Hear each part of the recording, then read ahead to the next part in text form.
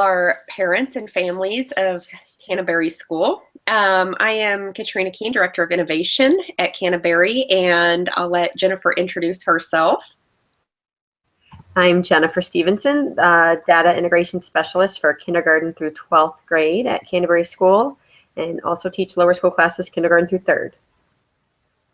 Great. So this is actually our first time going live with Parent University for Canterbury. And so I want to start with just a brief history about Parent University and kind of how it started at Canterbury. So last school year when I came on board as Director of Innovation, I started creating the Bring Your Own Technology plan, and I wanted to create a platform for parents, for you, to join us and ask us any questions pertaining to technology, social media, infrastructure, anything you can think of. And so Parent University started, and we had several meetings on campus.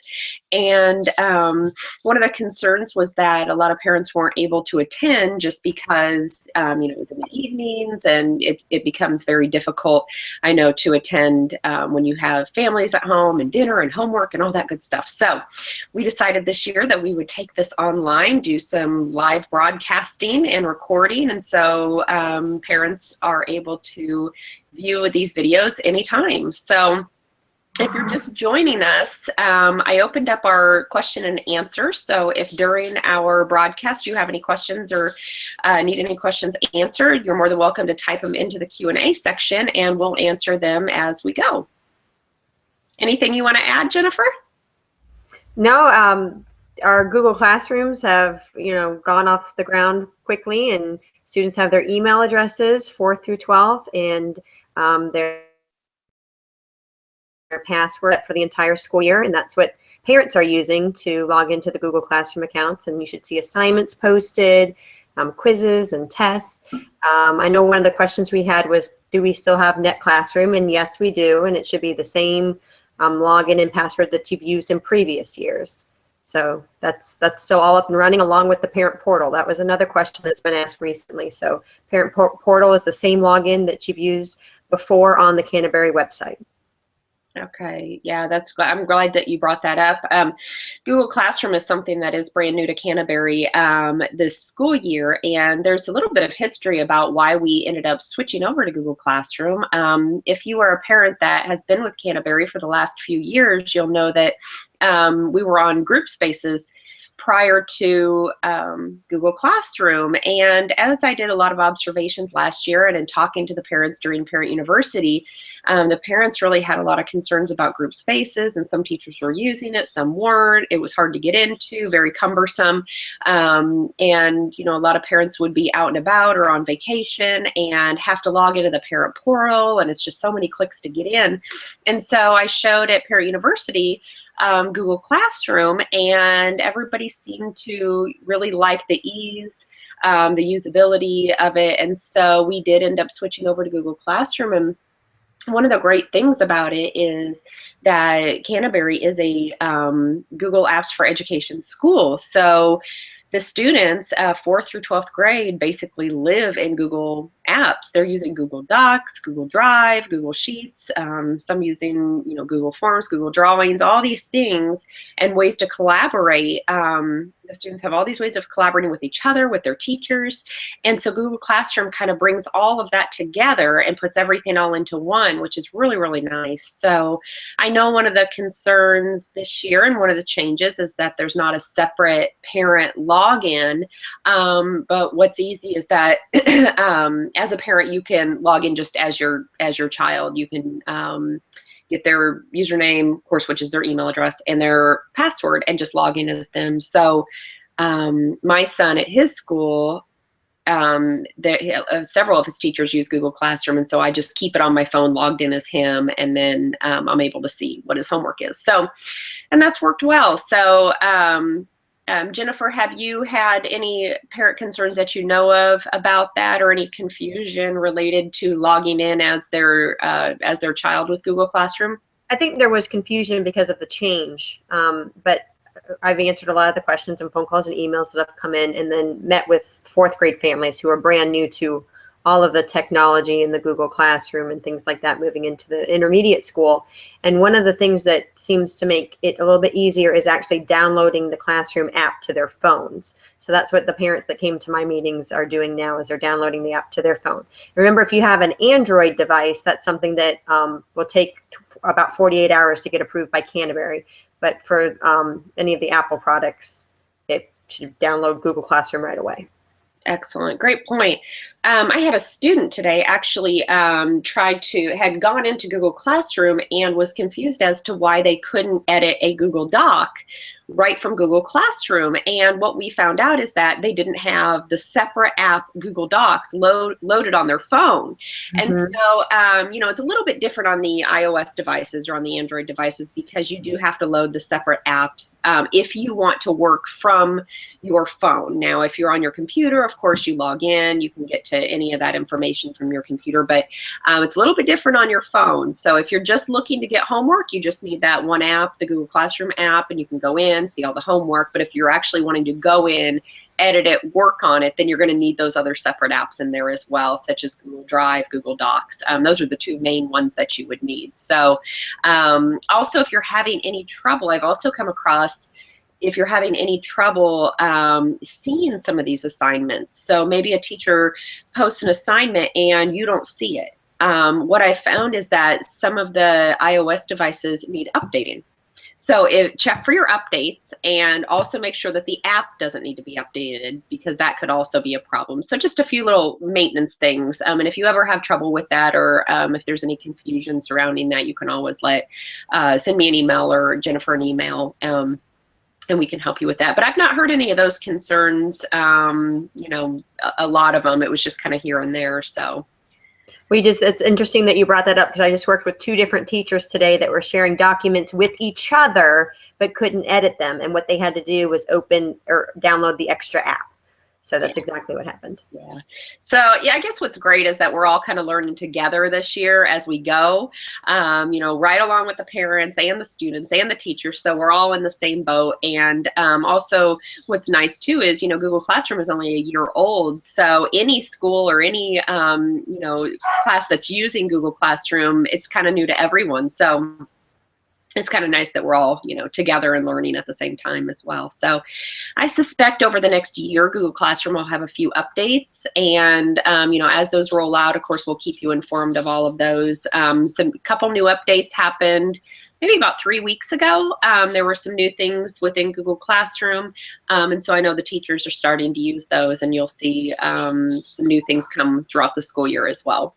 One of the neat, interesting things about Google Classroom is that a teacher can upload a document and she can give a copy to each student. So instead of sitting there and passing out papers in the traditional form like we've always done, you can just upload the document. Now each student has a copy. They can answer it right there in their Google Drive. They can turn it in. It's super simple and it's easy, and it saves class time. So that's one great thing that the teachers are enjoying about Google Classroom. Absolutely. That's such a great point, because prior to Google Classroom, the teachers were having to, once a document's created, there's a little blue share button, and they were having to share the document to every single student and send it to every single email address. And now with Google Classroom, they don't have to do that. It's just one click and it shares it to all the students, and they can edit it and have their own document, which is great. And, another thing that Google Apps in general and Google Classroom brings is it's this, a different level of interactivity with the students and the teachers, because as the students are typing and working on an assignment, the teacher can actually be in there and editing and commenting on the student work, which is awesome. It's a new, awesome, phenomenal way of teaching and learning now. So it's pretty exciting. And then the collaboration part too. Just recently in a high school classroom, all students in the class were working on one document. So the document was up in the front of the classroom, all students were typing in, and everyone was working on one document together, which is just fantastic. Yeah, it's pretty great. So a lot of exciting things. And I think we've definitely built up to this moment with a year ago, going over to Google Apps, starting with Google Mail, kind of touching, on Google Drive, Google Docs. And now we have really, kind of hit a home run, I think, with Google Classroom and bringing everything together. So, yeah, we definitely appreciate everybody being on board with so many new things, and things seem to be going really well. I see we've got a parent that has a question. It says, let's see, let me click on it here. Kids have been complaining about Wi-Fi being super slow when doing research. Are you aware of it? Okay.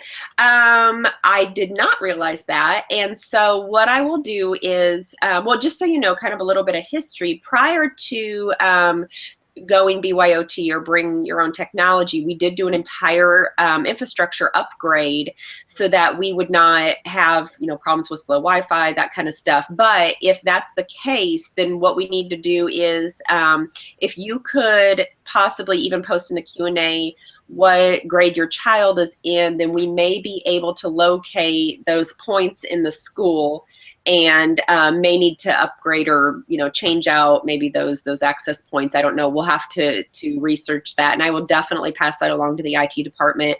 We don't want any kind of hangups with Wi-Fi or any kind of with it being slow or anything like that. We want the students to be able to do their research and access everything that they need during the school day. So I'll definitely let our IT department know that. So Stephanie, thank you so much for that question.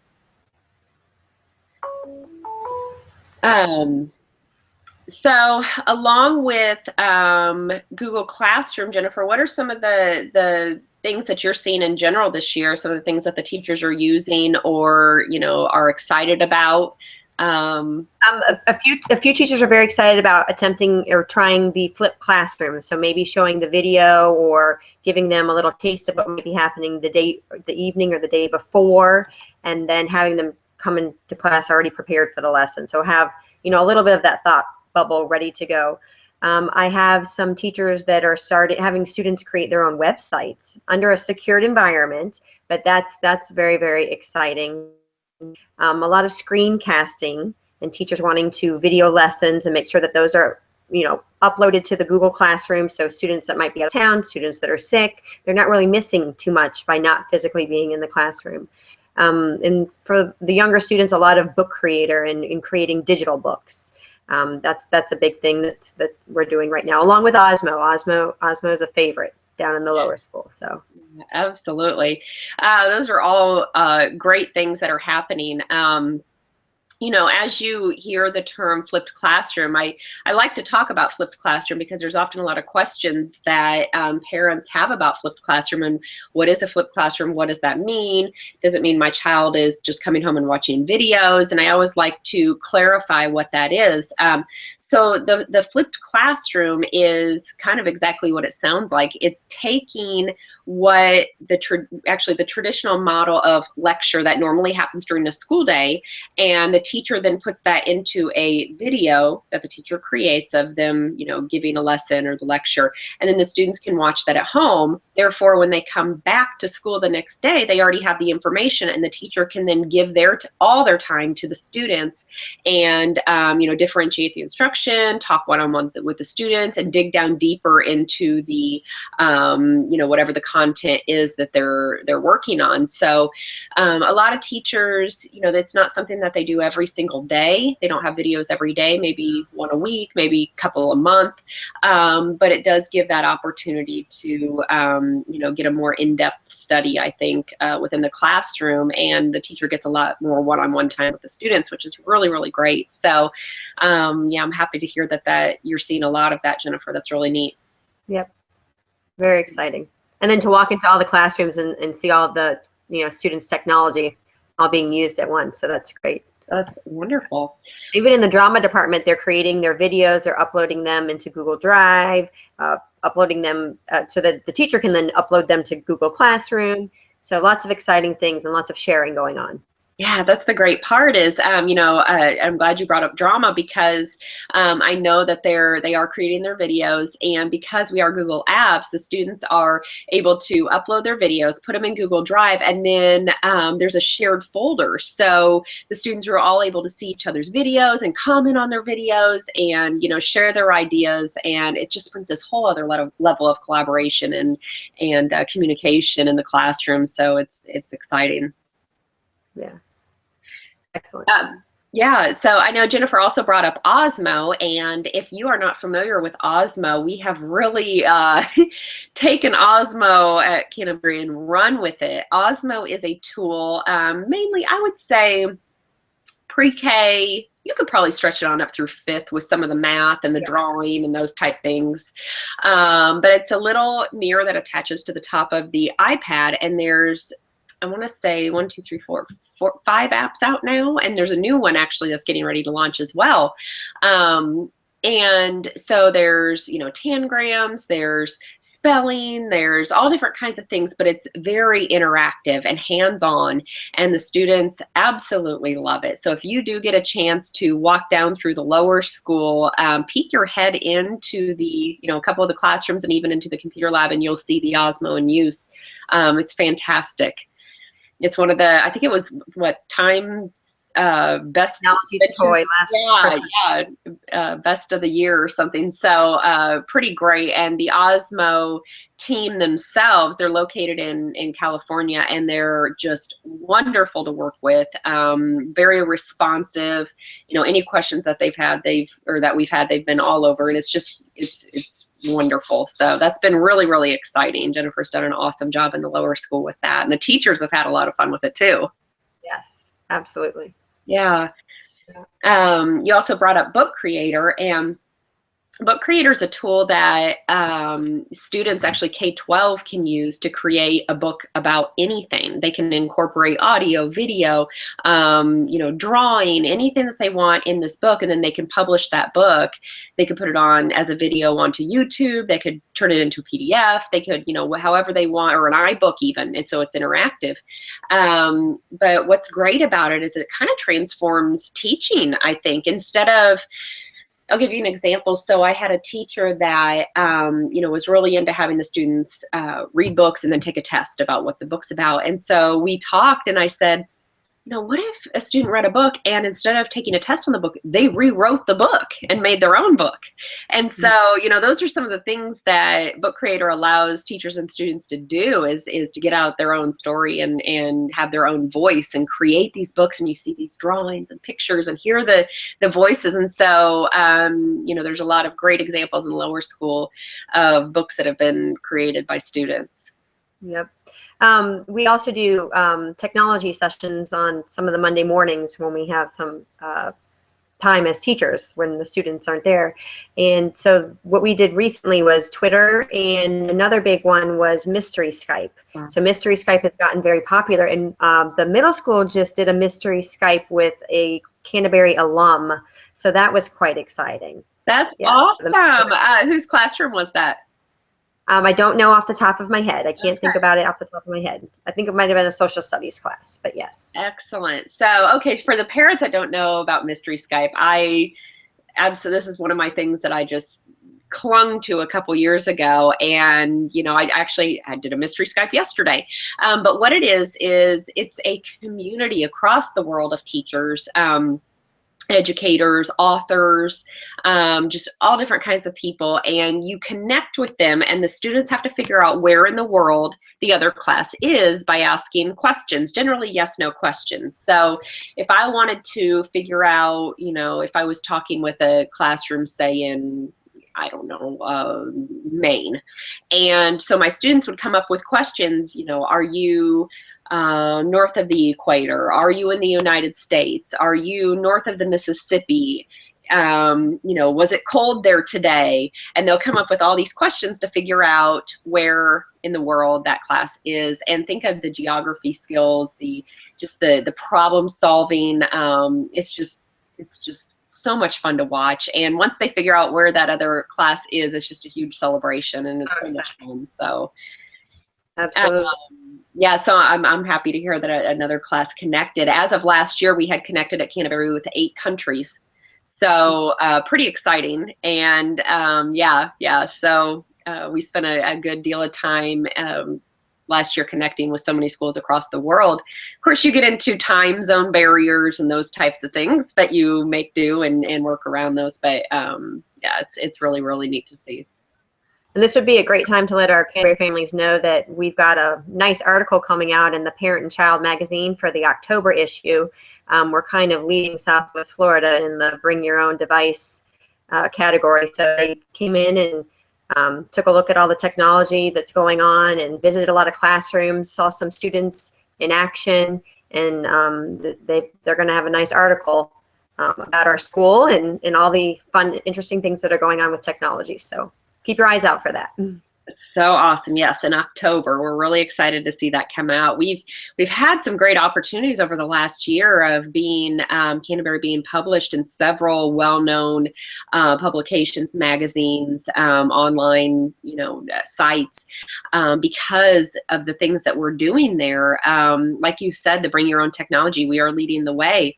And prior to launching Bring Your Own Technology, I did an entire survey of Florida, especially Southwest Florida, and a lot of the schools were one-to-one, which means devices are given to the students. But in 2015 leading up into 2020, the trend is that schools are going to bring your own technology because students want their own devices. They want, if they're comfortable with Windows, that's what they want to bring. If they're comfortable with Apple, that's what they want to work on. And what's great is because so many schools are Google Apps and so many resources are in the cloud or on the web, it really doesn't matter anymore what kind of device you have. So it's pretty great. So I'm excited that our school really took on to this and upgraded the infrastructure, was ready to move forward with BYOT, and we're leading the way. And I'm so excited to see that article and see that come out. Absolutely. And don't forget, if you have any questions, go ahead and post them and we'd be happy to answer them for you. Absolutely. So if you are watching this after the live broadcast, so if you're catching, catching this maybe tomorrow or in a week or a month, and you have any questions concerning this Parent University session, you can always email us, ask us any questions. Feel free to do that. And we're hoping to have about 2 of these every month, if not more. It's just a great time for Jennifer and I to even, talk and talk about the great things that are going on, as well as inform parents. And, at some point, I would even love to see a parent with us here, Jennifer, and talking about some of the things that are going on maybe from a parent perspective. I think that'd be great at some point. So if there's a parent that's listening, I know Stephanie, you were on here, and if you're ever interested in joining us sometime, maybe to talk about social media tools or Google Apps or anything that's going on, we would absolutely love to have a parent perspective on here as well. Absolutely. We definitely want to thank you guys for joining us this evening as well. We appreciate it. Absolutely. So be sure to watch out for the Friday notes in October for the links that are coming up. I think mid to late October, we'll do this another couple of times. And so just watch out for those links. And again, we are so happy you joined us tonight. And again, email us if you have any questions. Thank you. Thank you.